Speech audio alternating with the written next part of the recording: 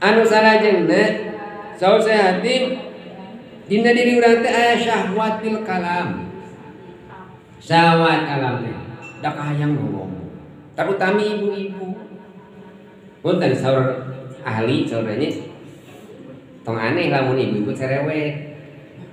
Tong aneh. Ibu tong aneh lamun bapak-bapak jempe wae. Namun da tos dipasihan ku Gusti Allah kitu watakna.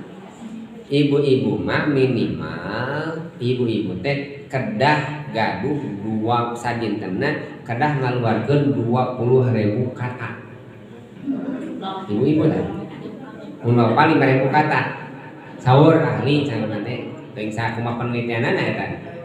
Ngan ibu kurang tina 20.000 kata,ungsing ibu-ibu mah.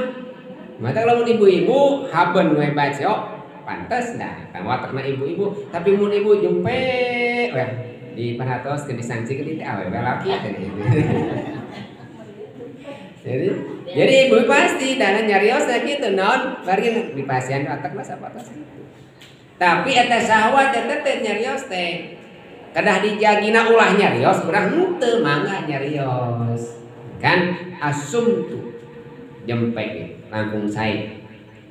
Kayak non di mana indalah hajat nalika urang gaduh hajat.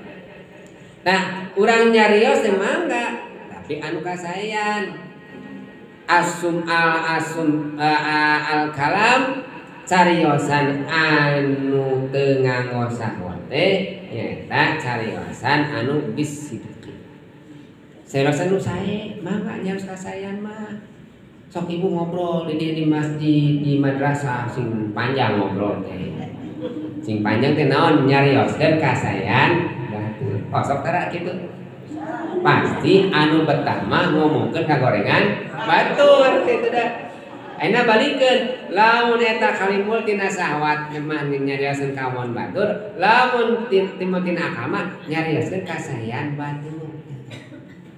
Ngobrol di masjid, tetangga anu suka pangaosan teh obrolkeun, si manu sumpi ka pangaosan teh tiungna geus sae hayung yun, saekeun kaseanana bari eta teh ngaos ge apa naon meser tiungna ge meuni bari naon bari nikreuh tapi tiasa barokah di rezekina dugikeun kasembatkeun kaseanana padahal teu kitu-kitu teuing.